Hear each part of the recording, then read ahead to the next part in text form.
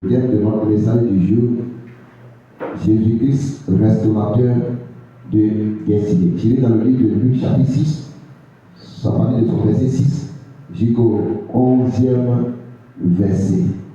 Oui, tous ceux qui nous suivent, mais tous ceux qui nous suivent sur les plateformes, le thème de notre enseignement du jour, Seigneur Jésus-Christ, le restaurateur de destinée. Alléluia.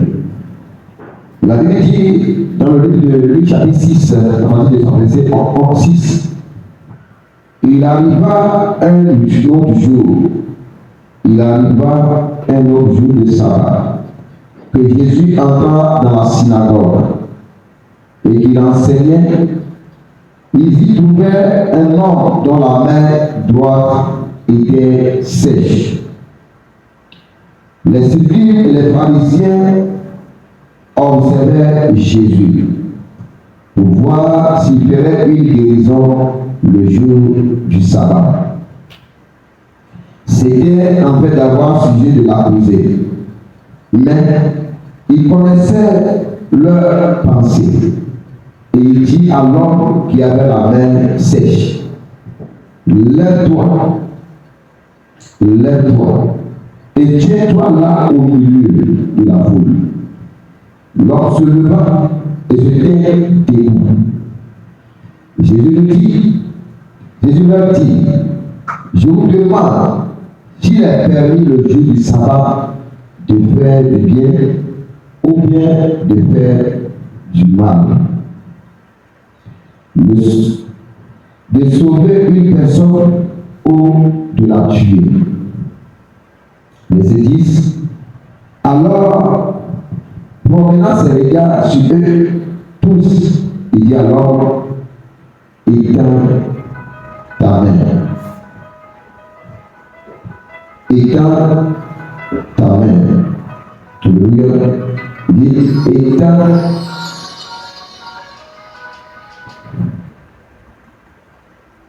ta main. Il le fit et sa main fut guérie. Il fut rempli de fureur. Alléluia.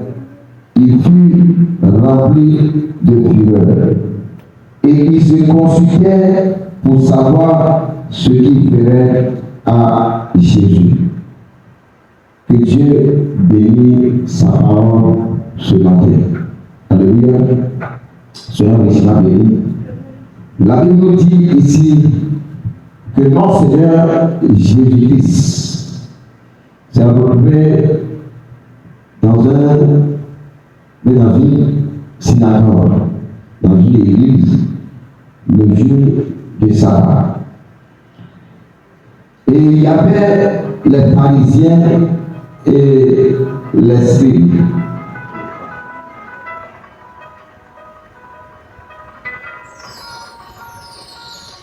Il y avait les pharisiens et les scribes.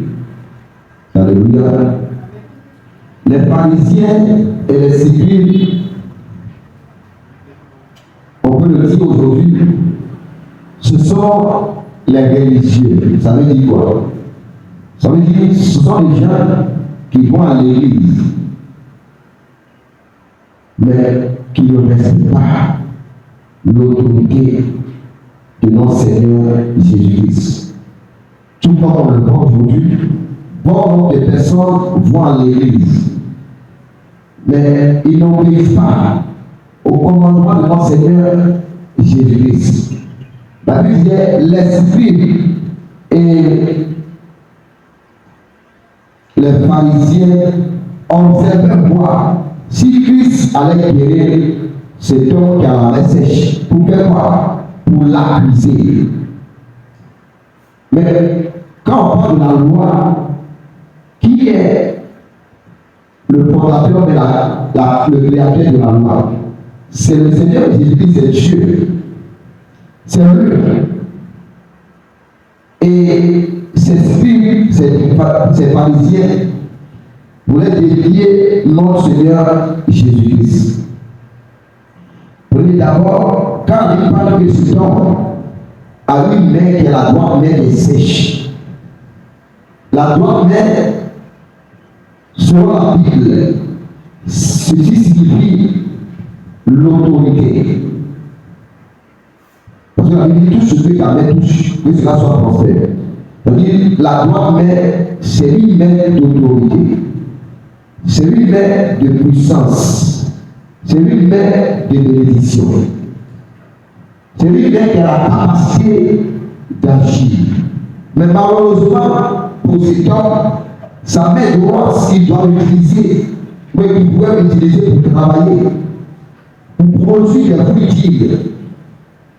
Pour être béni, sa main est morte. Parce que la Bible dit que sa main est sèche, et sa main est touchée par le cancer. Sa main est détruite. Cette main ne fonctionne plus, il n'y a plus de la vie, il n'y a plus de vie dans sa main droite. Dès lors qu'il n'y a plus de vie dans sa main droite, il ne peut plus faire quoi que ce soit, il ne peut plus travailler. Alléluia. La Bible dit que la religion observe. Pendant que la religion observe, pendant que ceux qui se disent qu'ils sont des chrétiens, ils observent, notre Seigneur Jésus-Christ, lui c'est un Dieu de compassion, c'est un Dieu de miséricorde. C'est un Dieu qui sauve. Pendant qu'eux ils observent pour critiquer, pour critiquer, notre Dieu c'est un Dieu, lui il est là pour sauver, pour délivrer, pour donner au secours de ses enfants. Et ce matin, peut-être pour toi cette message, ça peut être des blocages de ta vie. J'ai bien dit la main sèche, la droite main est sèche, mais qui a séché pour cet homme, ceci signifie l'autorité, la bénédiction. Mais malheureusement, cette main qui est sèche, peut-être pour toi, c'est des blocages. Peut-être pour toi, ça peut être la stagnation. Peut-être pour toi, ça peut être incapacité d'avancer. Peut-être pour toi, c'est une vie improductive. Alléluia. Peut-être ta vie ne produit pas de fruits selon la volonté et le plan de Dieu. Bien dans le Seigneur, la Bible dit dans le livre de Psaume chapitre 103, dans le livre de Psaume chapitre 1, verset 3 plutôt. Psaume chapitre 1, verset 3. La Bible dit, il est comme un arbre planté près d'un courant d'eau. Il est comme un arbre planté près d'un courant d'eau, qui donne son fruit en sa saison et dont le prière ne se flétrit point. Tout ce qu'il fait lui réussit. Je le relis encore. Psaume chapitre 1, verset 3. Ce verset parle de la vie de tout être humain. Et quand Dieu nous a créés, ce verset, c'est un verset prophétique qui doit se manifester, qui doit se réaliser dans la vie de chaque chrétien. Alléluia. Dieu nous a créés pour que nous puissions produire des fruits dignes. Quand on dit produire des fruits, ça veut dire produire de la bénédiction. Nous devons être des hommes, des femmes, bénis par notre Seigneur Jésus-Christ. Dieu ne nous a pas créés pour que nous soyons des hommes, des femmes stériles, des hommes, des femmes pauvres, des hommes, des femmes malades. Non. Le plan de Dieu pour ses enfants, c'est de nous voir porter des fruits en chaque saison. C'est-à-dire tous les jours, nous devons être bénis par notre Seigneur Jésus-Christ. Il est comme, alléluia, un arbre planté d'un courant d'eau qui donne son fruit, qui produit de la bénédiction chaque saison et dont le prière ne se publie point. C'est mort qui n'a rien à voir avec la sécheresse financière. C'est un homme qui n'a rien à voir avec l'échec, la misère, la souffrance, la maladie. Et quand tu le vois, il a plein fort, il a bonne santé. Mais malheureusement pour cet homme, lui il est malade. Et sa main est touchée. Sa droite main, il doit l'utiliser pour travailler, Cette droite-mère est touchée par la malédiction de la maladie, la pauvreté, l'échec. Et dans sa maladie, il est dans le Seigneur. Les gens ne faisaient plus se moquer de lui. Alléluia. Les gens se moquaient de ses torts. Derrière son dos, d'autres ne font que le critiquer. Alléluia. Et voici la vie de cet homme. Pourquoi? Parce que sa mère est morte. Quand on dit la mère morte, ça veut dire la mère est restée comme ça ne peut pas travailler. Il n'y a plus de vie dans sa mère. Bien dans le Seigneur. Mais la Bible dit, au verset 8, il connaissait leurs pensées. Jésus connaissait les pensées de ces hommes. Et dit à l'homme qui avait la main sèche, lève-toi et tiens-toi là au milieu. Alléluia. Jésus a dit à l'homme, il a dit à l'homme, lève-toi au milieu de la foule. Bébé, ceci, c'est un acte prophétique. Quand Jésus a dit à l'homme de se lever, l'homme a obéi à la voix de notre Seigneur Jésus-Christ. Tout la Bible dit, l'obéissance attire la bénédiction. L'obéissance attire la grâce. Et quand l'homme s'est levé, qu'est-ce qu'il a fait? Jésus lui a dit, d'étendre sa main. C'est comme si Jésus disait à cet homme d'activer sa foi. Alléluia. Même si tu es là ce matin, tu dois savoir que le problème qui t'a conduit dans la présence de Dieu en ce jour, il faut activer ta foi. L'homme n'a pas hésité, il s'est levé et il a obéi à la voix de notre Seigneur Jésus-Christ. Et celui-là dit, lève-toi, il a obéi. Toute l'obéissance, ça a activé la grâce, ça a activé la faveur de Dieu dans sa vie avec toi. Et son obéissance a produit la foi avec toi. Il a activé sa foi. Alléluia. S'il avait refusé d'obéir à la voix de Dieu, il n'allait pas être béni. Il n'allait pas être délivré ce jour. Cet homme a activé sa foi. Et quand il a activé sa foi, qu'est-ce qu'il a pas fait? La foi a brisé tout ce qui est barrière, tout ce qui est possibilité dans sa vie. La foi, c'est un catalyseur de miracle. La foi brise tout ce qui est possibilité. La foi brise tout ce qui est limitation. La foi détruit tout ce qui est blocage, tout ce qui est opposition, qui criait contre la vie de cet homme, qui faisait que cet homme ne pouvait pas travailler avec sa gloire puissante. Quand Jésus lui a dit, lève-toi et dans ta main, il a obéi et il a activé sa foi. Et la foi avec l'obéissance a brisé tout ce qui est barrière d'opposition, tout ce qui est malédiction et le condamné dans la mort, dans la misère. A été oublié. Alléluia. Bien le Seigneur, ceci, c'est ce que nous tous nous devons faire. Nous ne devons pas être comme les pharisiens et les scribes. J'ai dit tout à l'heure, les pharisiens et les scribes, ce sont les religieux. Les gens qui vont à l'église, mais qui critiquent l'église. Les gens qui sont à l'église matin, midi, soir, mais qui critiquent les gens dans l'église. Non, pourquoi lui a fait ça? Lui ne peut pas faire comme ça. Pourquoi le chrétien a fait comme ça? Pourquoi le chrétien a fait comme ça? Pourquoi le chrétien a fait comme ça? Et ça, c'est la mentalité des scribes et des pharisiens.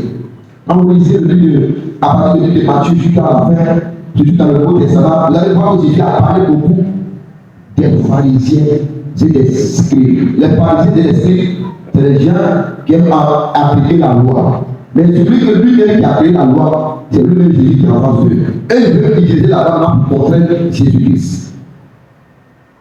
À chaque fois qu'il parle d'autres questions de Jésus, Jésus leur répond. Mais chaque fois, il s'était toujours à détruire Jésus-Christ. C'est comme ça dans l'église. L'ennemi de l'église, c'est l'église même d'être dans le Seigneur. Oui. La sorcellerie qui passe en fait dans l'église aujourd'hui, on ne peut pas parler de ça. Est-ce que les gens sont convertis? Les gens ne sont pas convertis. Tu as le cas d'esprit des pharisiens. Et ils voient les gens dans l'église qui traversent des moments difficiles. Mais pour eux, ils sont contents de voir leurs frères et leurs soeurs dans l'église qui sont malades, mais qui mènent une vie de pauvreté, une vie de malheur, une vie de malheur. Et quand quelqu'un vit une vie de malheur dans l'église, pour eux, ils sont contents. Ils se réjouissent des malheurs d'autrui. Alléluia. Mais notre Dieu, c'est un Dieu de miséricorde. Alléluia.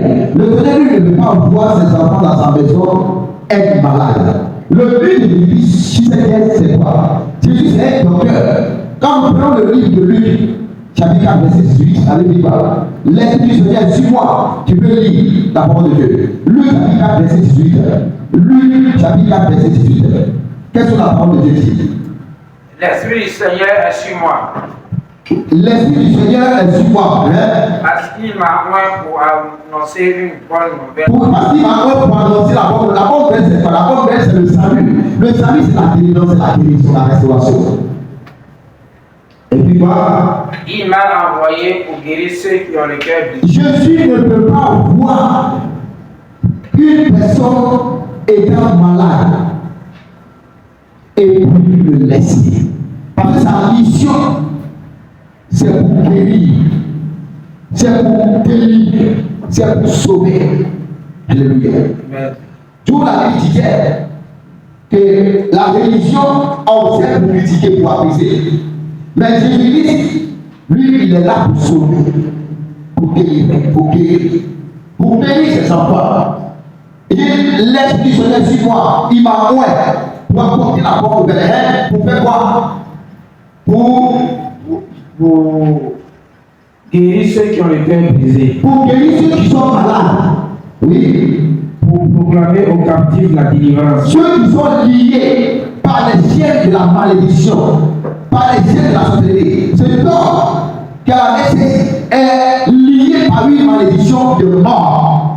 Quand la Bible parle de la messe, ça ne parle de cancer. La Bible parle de la mort. La mort, c'est quelque chose qui a cessé de vivre. Jésus est venu pour sauver tous ceux qui sont morts. Il y a la mort spirituelle, il y a la mort physique, et il y a la mort éternelle. Donc lui, Jésus est venu pour sauver tous ceux qui sont morts, pour aller à la vie éternelle. Les libérer de la mort spirituelle, la mort physique et la mort éternelle. Il m'a envoyé en mission pour sauver, pour libérer, pour délivrer ceux qui sont malades. Et pour proclamer la liberté, la restauration pour tous ceux qui sont liés par des chaînes de malédiction. Oui, continue. Et aux aveugles le mouvement de la vue. Et ceux qui ne croient pas, alléluia. Pour renvoyer libre les opprimés. Pour publier. La Bible dit, est-ce un aveugle peut conduire l'aveugle? Non, un aveugle ne peut pas conduire l'aveugle. Ceci, c'est un message qui est très fort. Vous savez ce que cela veut dire?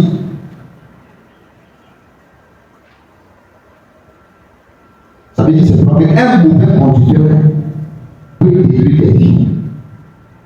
Un mauvais conducteur peut détruire des destinées. Un aveugle qui est un mauvais conducteur va conduire encore un mauvais conducteur. Les deux là se retrouvent. Notre doctrine a fait. Et dit, pour apporter le retrouvement à ceux qui ont perdu de vue. Ceux qui ont perdu la vie de tout. Est-ce qu'un mauvais conducteur peut conduire encore un nouveau conducteur? Et ce verset dit quoi? Jésus est venu nous apporter la vie pour que nous qui sommes morts physiquement comme ça, étant donné que nous marchons, nous faisons tout. Mais la mort travaille contre notre vie. Nous faisons sortir de cette mort pour que nous puissions devenir des guides pour les autres personnes. Donc Jésus-Christ ici, Jésus c'est un guide. Il est venu faire quoi? Il est venu activer sa lumière dans la vie de cet homme. Et cet homme a retrouvé la vie. Il a retrouvé la liberté. Il a retrouvé la guérison. Donc il ne voir que Jésus-Christ c'est un bon conducteur. Lorsque Jésus-Christ c'est un bon conducteur. Un bon conducteur, c'est quelqu'un qui conduit les bonnes destinées. C'est quelqu'un qui conduit les gens pour les amener à la bénédiction, les amener à la lumière. D'où mauvais conducteur pour détruire les destinées. Mais un bon conducteur pour façonner les destinées. Alléluia. Toute la vie de Jésus-Christ, il est venu pour façonner nos destinées, pour nous bénir, pour nous sauver, pour nous libérer, pour nous délivrer contre la méchanceté des hommes. Alléluia. Amen. Oui, il y a la vie encore pour renvoyer les libres, les opprimés, pour libérer tous ceux qui sont dans la captivité de la malédiction, les libérer pour que les gens puissent retrouver la liberté, la restauration. D'où Jésus-Christ, le restaurateur de destinée. Voici le thème de notre enseignement du jour. Jésus-Christ, restaurateur des destinées. Jésus-Christ, sa mission est de restaurer les destinées, et de guérir les destinées. C'est toi qui es malade. Il est dans la synagogue matin, midi, soir. Il est dans cette assemblée matin, midi, soir. Il est dans cette assemblée avec les pharisiens. Avec les pharisiens, avec les scribes. Dans les pharisiens, les scribes, c'est les hypocrites. Mais tout le jour, il vient à l'église. Malgré son handicap, mais il vient toujours à l'église. Et ce jour, Jésus-Christ est venu. Et il a fait quoi? Il a regardé l'homme. Les gens savaient que Jésus-Christ allait faire quelque chose, il allait opérer un miracle dans sa vie. Ils ont commencé à se regarder en eux-mêmes. Se regarder en eux-mêmes pour voir la réaction des gens de Jésus-Christ. Puis que Jésus-Christ plie déjà dans la pensée des gens. C'est comme ça qu'il est. Mais c'est l'esprit. Déjà, tout ce qui est dans la pensée, lui, il connaît déjà ça. Il savait que les gens allaient l'abuser. Bien aimé. Il y a le moment où Dieu te bénit, il t'expose au milieu des gens. Donc, on va que Jésus a dit à cet homme, il lève-toi. Parce que Dieu veut le bénir publiquement pour que les gens sachent que Dieu, c'est Dieu qui bénit. Alléluia. Amen. Et donc, quand il s'est levé, il a obéi à la voix de Dieu. Je disais tout à l'heure que l'obéissance active les bénédictions, active la grâce en faveur de Dieu. Et l'obéissance, ça veut produire la foi. Ça active la foi. C'est donc quand il s'est levé, sa foi est activée. Quand sa foi est activée, Jésus lui a dit, tends ta main. Mais pourtant, c'était quelque chose qui était impossible, il ne pouvait pas le faire depuis des années. Quand Jésus lui a dit de tendre sa main, dès lors qu'il a rendu sa main, ça veut dire quoi? Il est guéri. Il a reçu sa main. Jésus n'a pas touché. Mais Jésus-Christ n'était pas possible de lui pour le toucher. Il est resté à l'écart, il lui a dit, lève-toi. Il a oublié. Il t'a ta main. Il a activé sa foi, il a étendu sa main. Quand il a étendu sa main, le miracle s'est produit. Mais ce matin, je voulais dire à quelqu'un qui m'écoute de mener une vie d'obéissance envers notre Seigneur Jésus-Christ. Et quand tu obéis à ton Dieu tous les jours, bien dans le Seigneur, tu as rien que la joie qui va te demander dans ta vie. Je le dis et je le répète encore. Bien aimé, peu importe la situation, Jésus-Christ a la solution de tous nos problèmes. Parce que la Bible nous dit qu'il est venu pour libérer tous ceux qui sont aveugles. Et tous ceux qui sont morts, tous ceux qui ont eu une bonne vie. Mais qu'est-ce que Jésus attend de toi? Lui, il attend seulement ton obéissance de bénir. Quand Jésus a dit à cet homme, lève-toi, lui, il a dit, je ne vais pas me lever. Ou parce que Jésus pouvait le bénir? Non, Jésus n'allait pas le bénir. Parce qu'il a désobéi à la porte de Dieu. L'obéissance à la porte de Dieu ouvre les portes des grâces de bénédiction. Les gens peuvent manger le soir, mais ils sont comme l'esprit des pharisiens, ils n'obéissent pas à la porte de Dieu. Mais ils veulent que Dieu les bénisse. Comment tu vas les bénir? Et vous pensez que c'est un plaisir pour Dieu de voir les chrétiens dans l'église qui sont atteints de maladies, cancer, diabète, colopathie, qu'on appelle fibrom, etc., les infections, les chlamydia. Vous pensez que c'est une joie? Ou vous pensez que Jésus est content de voir son peuple être malade et venir s'asseoir dans sa maison matin, midi, soir? La majorité des gens qui ne reçoivent pas la guérison, la bénédiction, c'est des gens qui n'obéissent pas à la parole de Dieu. Il y a des gens qui n'ont pas activé leur foi. Il faut activer la foi, il faut obéir à la parole de Dieu. Et c'est deux choses pour ouvrir la porte de bénédiction que tu veux.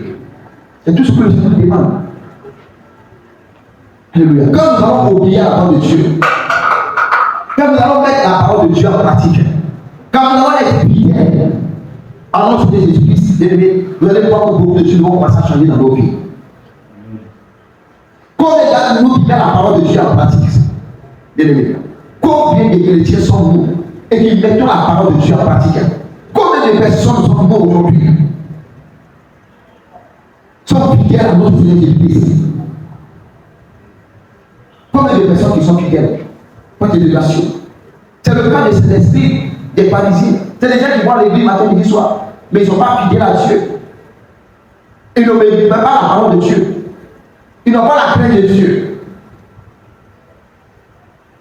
D'où aujourd'hui les gens pleurent matin, midi, soir, non, ça ne va pas. Non, arrête de pleurer. Le Seigneur te demande seulement d'obéir à sa voix. Et l'obéissance, ceci ouvre la porte. Regardez ce que la Bible nous dit dans le livre de 1 Samuel chapitre 16, verset 17. 1 Samuel chapitre 16, verset 17.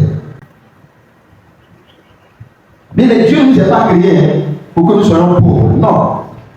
Non, Dieu ne nous a pas créés. Je vais donner un enseignement peut-être la semaine prochaine. Quand la Bible dit heureux ceux qui sont pauvres en esprit. Parce qu'il y a des gens, c'est des gens qui font ce message biblique. D'où les gens ont tiré ce message et ils annoncent partout que les chrétiens, c'est les gens qui doivent être pauvres. Raison pour laquelle les chrétiens doivent être pauvres. Non. La Bible dit heureux ceux qui sont pauvres en esprit. Je vais donner un enseignement là-dessus la semaine prochaine. Pour que les gens puissent comprendre la pauvreté en question. Dieu ne nous a pas créé pour que nous soyons des hommes de pauvreté, des femmes de pauvreté. Dieu ne nous a pas créé pour que la sécheresse puisse dominer nos vies. Ce n'est pas le plan de Dieu. Le plan de Dieu, c'est de nous voir produire depuis chaque saison. Lui nous a créés, nous sommes comme des arbres qui sont plantés au bord d'un cours d'eau, d'un fleuve. Et cette eau, c'est qui? C'est notre Seigneur Jésus-Christ. Et ça fait pas. Cette eau nourrit cette plante. Alléluia. Oui, cette plante se nourrit de cette eau. Il tire les ressources de bénédiction de cette eau. Et cette eau, c'est le Saint-Esprit. Cette eau, c'est le Seigneur Jésus-Christ. Cette eau, c'est l'onction de Dieu qui va nous bénir. J'ai déjà dit ça. Au Somme chapitre 1, verset 3, on a déjà lu. Il est comme un arbre planté au bord d'un cours d'eau qui produit des fruits chaque saison. Mais pourquoi l'arbre produit des fruits chaque saison? Parce qu'il se nourrit de l'eau. Il se nourrit de l'eau. Et l'eau, c'est le Saint-Esprit qui le nourrit. C'est le Saint-Esprit qui le nourrit. C'est l'homme. Là, en question ici, c'est l'homme. C'est la vie de l'être humain. Nous devons être nourris de quoi? Nous devons être nourris du Saint-Esprit. C'est le Saint-Esprit de Dieu qui doit nous nourrir. Bien aimé, si tu ne laisses pas le Saint-Esprit te nourrir, tu ne pourras pas être béni. Tu ne pourras jamais être rassasié. Tu ne pourras jamais être guéri. Psaume chapitre 1, verset 3.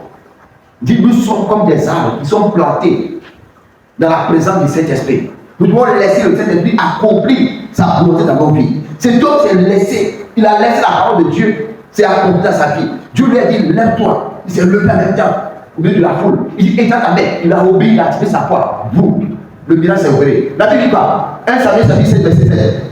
L'Éternel ne considère pas ce que l'homme considère. L'homme regarde ce qui frappe les yeux. Mais l'Éternel regarde le cœur. Alléluia. La Bible dit que l'Éternel Dieu regarde le cœur de ses enfants. Ça veut dire quoi? Ça veut dire quand tu obéis à la voix de Dieu, Dieu regarde ton cœur, les actes que tu poses. Amen. Dieu regarde les actes que tu poses pour te bénir. Alléluia. Dieu regarde tous les actes que tu poses dans ton cœur. Mais aujourd'hui, malheureusement, il y a certaines choses qu'on dit aux gens, les gens disent, mais Dieu n'est pas. Mais Dieu regarde le cœur. Oui. Pourquoi Dieu regarde le cœur? Dieu regarde le cœur de ceux qui sont obéissants. Mais c'est Dieu a fait quoi? Il a obéi. Dans son cœur, il a obéi à la voix de Dieu. Quand le Seigneur dit, lève-toi, il a obéi. C'est une obéissance. Et l'obéissance, ça vient d'où? Ça vient du plus profond de son cœur. Depuis son cœur, il a obéi à la voix de Dieu. Et le Seigneur s'est levé pour faire quoi dans sa vie? Le Seigneur a agi dans sa vie. Donc Dieu regarde le cœur de l'homme et les cœurs qui sont obéissants. Alléluia. Un cœur obéissant, un cœur soumis, un cœur sincère. C'est ces personnes qui peuvent voir la gloire de Dieu dans leur vie.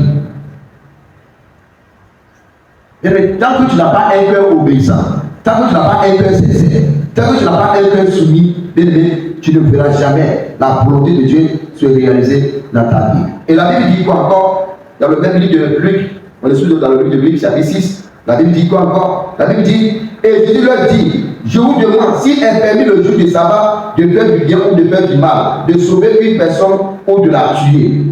Jésus a demandé aux scribes, vous qui voulez, vous qui avez de murmurer dans vos cœurs, vous qui ne voulez pas voir cet homme, pendant que l'homme traverse le moment difficile, vous ne voulez pas que cet homme soit béni.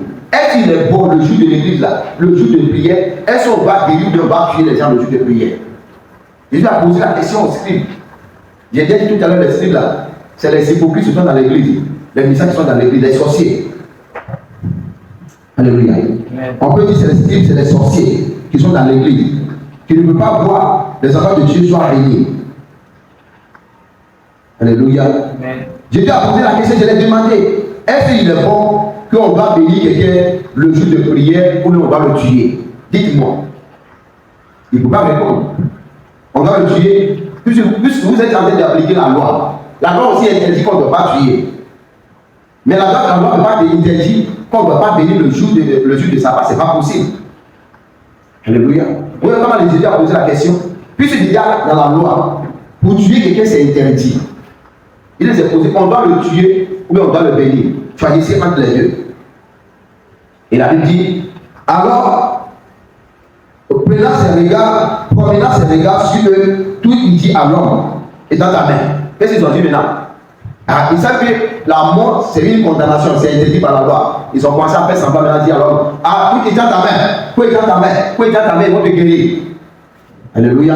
Tous, oui, la Bible dit, alors, promenant ses regards sur eux tous, il dit à l'homme, étends ta main. Il le fit et sa main fut guérie. Il fut rempli de fureur et il se consultait pour savoir ce qu'il ferait à Jésus-Christ de Nazareth. Bien-aimés dans le Seigneur, bien-aimés, nous devons comprendre que notre Seigneur Jésus-Christ, c'est un Dieu qui s'intéresse beaucoup à tout ce qui est paralysé, tout ce qui est bloqué, tout ce qui est opposition, tout ce qui est malédiction dans la vie de tous ceux qui obéissent à sa voix. Alléluia. Je le répète encore, notre Seigneur Jésus-Christ, c'est un Dieu. C'est un Dieu qui s'intéresse à tout ce qui est douleur, tout ce qui est pleurs, tout ce qui est maladie, tout ce qui est souffrance dans la vie de cette. Quand je parle de la paralysie, je parle de tout ce qui ne va pas dans ta vie.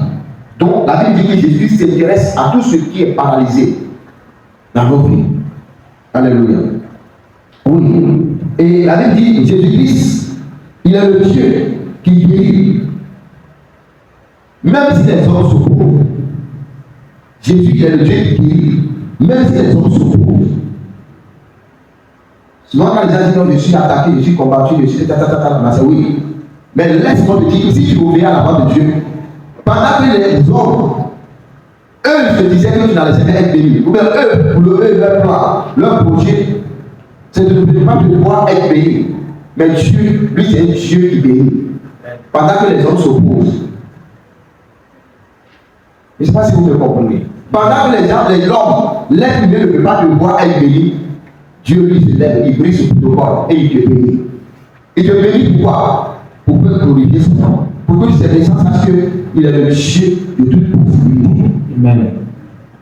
Il est le Dieu qui est capable d'opérer tous les miracles. Jésus-Christ bénit, même si les hommes s'opposent à ta vie, à ta bénédiction. Pour marquer cela dans ta tête. Que mon Dieu, c'est un Dieu qui bénit. Peu importe les oppositions, mon Dieu bénit. Parce que mon Dieu, il s'intéresse à ma douleur. Il s'intéresse à ma souffrance. Jésus-Christ s'intéresse à mes défis, à mes problèmes. Vous pensez que Jésus-Christ est loin de vos problèmes? Non. Jésus-Christ est avec nous. Il s'intéresse à nos problèmes. Dès lors qu'il met sa main, il met sa main dans tes affaires, sache-le que toi, tu vas être lié, il n'y a rien à faire. Alléluia. Amen. Bien-aimé dans le Seigneur.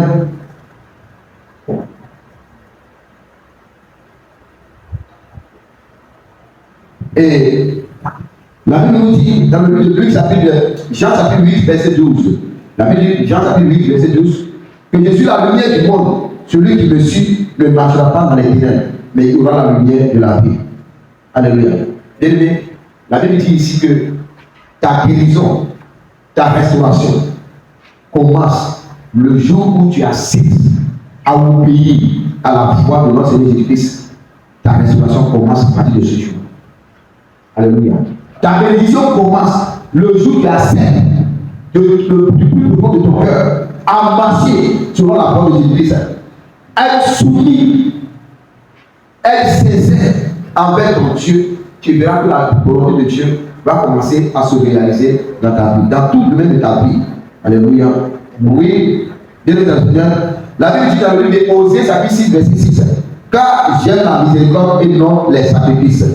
Ici, les gens ont posé la question à Jésus-Christ, Le Jésus a demandé, est-ce qu'il est bon pour que le jour de sabbat, on peut guérir ou bien on va tuer? Jésus, c'est un Dieu de miséricorde. Quand on parle de la miséricorde, ça veut dire quoi? C'est un Dieu qui pardonne. C'est un Dieu qui pardonne. C'est un Dieu qui ne regarde pas rancune contre qui que ce soit. Jésus n'est pas comme nous les hommes. Dieu qui nous a créés n'est pas comme nous les hommes. Alléluia. Il n'est pas comme les hommes pour garder les rancœurs, pour garder l'hypocrisie, la jalousie. Non. Dieu, son cœur, c'est un cœur de miséricorde. C'est un cœur de grâce. Lui, il veut voir tous ses enfants être bénis. Alléluia. La Bible dit, Osée chapitre 6, verset 6. Car j'aime la miséricorde et non les sacrifices. Dieu n'aime pas les sacrifices. D'où la Bible dit, l'obéissance vaut mieux que le sacrifice. Imaginez-vous, cet homme s'il n'avait pas obéi à la parole de Dieu, quand Dieu lui a dit, lève-toi, étends ta main, s'il n'avait pas obéi, c'est maintenant il va continuer à pleurer, aller courir dans les églises, dans les synagogues pour dire qu'on voulait guérir Jésus-Christ, Jésus me guérit. Voici le problème du bon nombre de personnes aujourd'hui. Les gens préfèrent le sacrifice plus que l'obéissance. Ça ne te coûte pas d'obéir à la parole de Dieu pour que le Seigneur puisse te bénir. Ça te coûte toi d'obéir à la voix de Dieu pour que le Seigneur puisse te bénir. Mais malheureusement, bon nombre de personnes préfèrent les sacrifices. Alléluia. Quand la Bible parle de sacrifice, c'est là ils vont les jeûner 1 mois. C'est là ils vont les jeûner 3 mois. Pour venir te dire, moi ça fait depuis 3 mois que je jeûne, mais Dieu ne m'a pas encore répondu. Non. Je n'ai pas dit que Dieu ne répond pas dans les moments de jeûne. Mais le Seigneur te demande d'abord l'obéissance. Avant de passer par les moments de jeûne, il faut t'apprêter. Il peut mettre de l'ordre dans ta vie. Il faut commencer à obéir à Dieu. Quand tu vas commencer à obéir à Dieu, les miracles vont commencer à s'opposer, à s'opérer. Les miracles vont commencer à s'opérer. Et quand les miracles s'opèrent maintenant, tu peux mener ta vie de spiritualité qui est la vie de jeûne, la vie de prière. Quand tu jeûnes, tu pries, c'est pour faire quoi? C'est pour fortifier ton corps, ton âme. C'est pour que ton âme soit détachée, libérée de tout ce qui est malédiction. Alléluia. Oui, c'est pour que ton âme soit bénie, détachée, déconnectée de tout ce qui ne glorifie pas le nom de Dieu. Donc il faut d'abord l'obéissance. Si tu ne mènes pas une vie d'obéissance, bien aimé, raison pour laquelle il y a beaucoup de personnes qui jeûnent. Mais Dieu ne les répond pas. Parce qu'il leur manque de l'obéissance. Il faut qu'ils apprennent à obéir à la voix de Dieu. Pour dire avec moi, Seigneur, apprends-moi à être obéissant à ta parole. Apprends-moi à être digne, à être sincère à ta parole. Seigneur Jésus, apprends-moi à t'obéir. Apprends-moi à t'obéir. Apprends-moi à t'obéir. Au nom de Jésus. Au nom de Jésus. Dans le nom de Jésus. La Bible dit dans le livre de Joël, chapitre 2, verset 25, la Bible dit quoi? La Bible révèle que je vous remplacerai les années qu'on dévorerait la sauterelle. Oui, ça veut dire que ce qui était sec dans ta vie peut revivre. Et quand tu vas commencer à obéir à la voix de Dieu, ce qui était sec dans ta vie, ce qui est séché dans ta vie, va commencer à reprendre la vie. Quand tu vas apprendre à obéir à la voix de ton Dieu, les miracles vont commencer à se produire. Les bénédictions vont commencer à pleuvoir sur ta vie. En conclusion, bien dans le Seigneur, mais déjà, on peut parler de la relation du monde. Dans le livre de Jean chapitre 15, verset 18, la Bible dit, si le monde vous hait, c'est ce qui m'a haï avant tout. Bien aimé, dois obéir à la voix de Dieu, même si les gens te haïssent. Même si les gens te haïssent, c'est ça. Même si les gens te haïssent, toi pour obéir à la voix de l'Éternel Dieu. Pourquoi? Parce que ton Dieu lui-même, il a été haï par le monde. Il a été détesté. Haï, c'est détesté, rejeté par le monde. Le monde ne veut pas accepter Jésus-Christ. C'est comme ça, toi aussi qui obéis à la voix de Dieu, ils ne vont pas t'accepter. Les gens vont se lever contre toi. Ils vont raconter n'importe quoi sur toi. Bien dans le Seigneur, ne cherche jamais l'approbation des hommes, mais cherche la grâce et la faveur de Dieu. Ne cherche jamais l'approbation des hommes. Qu'est-ce que tu dois faire? Cherche la grâce, la faveur de l'Éternel Dieu en obéissant la voix de notre Seigneur Jésus-Christ. En conclusion, notre Seigneur Jésus-Christ est un Dieu du sabbat. Il est au-dessus de tout ce qui est limitation. Il est au-dessus du mot sabbat. Notre Seigneur Jésus-Christ, il est au-dessus du mot sabbat. D'où la condamnation. Jésus-Christ est au-dessus de tout ce qui est condamnation. Oui, et que toute vicesse peut être restaurée. Quand Jésus-Christ fait son entrée dans la vie d'une personne, tout ce qui est mort peut reprendre la vie. Quand Christ accepte de rentrer dans ta vie, tout ce qui est mort peut reprendre la vie. Alléluia. Que la grâce, la promesse de Dieu soit avec nous ce matin.